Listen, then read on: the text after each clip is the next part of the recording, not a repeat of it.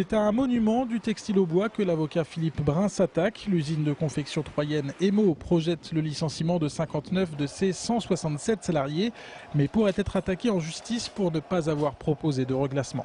La première mesure du plan de sauvegarde de l'emploi, c'est de rechercher toutes les possibilités de reclassement en interne, soit dans l'entreprise, soit dans le groupe. Emo fait partie d'un groupe un peu plus large pour lesquels il y a des sociétés sœurs, soit en France, notamment à Troyes ou dans l'agglomération troyenne, soit en Roumanie, et pour lesquels, notamment en Roumanie, aucune proposition n'a été faite. Je ne sais pas combien il y a d'emplois disponibles en Roumanie, sincèrement, j'en sais rien. Ce que je sais, c'est que ces recherches n'ont pas été faites. Pour la direction, aucun reclassement n'a encore été proposé puisque la procédure des licenciements n'a pas démarré. De plus, les propositions de reclassement, comme le fait d'aller travailler en Roumanie, ne seraient pas plausibles. En Roumanie, on n'a pas une usine, c'est un simple petit atelier qui fait du montage, où il y a une trentaine de personnes qui y travaillent. C'est un atelier tout simple, où on aurait bien du mal d'y mettre 10 personnes de plus. Aujourd'hui, la direction craint pour l'avenir de l'entreprise. La baisse de commandes de 40% l'année dernière a conduit à une baisse de l'activité.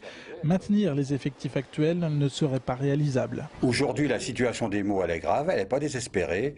Et j'estime que si on arrive à mettre en place ce plan de sauvegarde de l'emploi et à le finaliser, on doit pouvoir pérenniser les emplois restants. Si l'entreprise ne peut pas mener à bien son plan de sauvegarde de l'emploi, ça sera la catastrophe pour le reste. Autre souci de la direction d'Emo, l'image de la société en elle-même. Elle pourrait être écornée par la procédure judiciaire médiatique. J'ai déjà eu des appels d'une marque me disant, même M. Regazzoni, est-ce que vous êtes capable pour la fin de la semaine de nous livrer les collections? Voilà. Donc c'est une première inquiétude. Ça risque de se traduire par peut-être le fait que les commandes que devait avoir Emo iront ailleurs. Dans cette histoire, deux conceptions de la sauvegarde de l'emploi s'affrontent. Maître Brun, lui, n'en démord pas, même si l'arrêt de la procédure doit mettre en danger la société.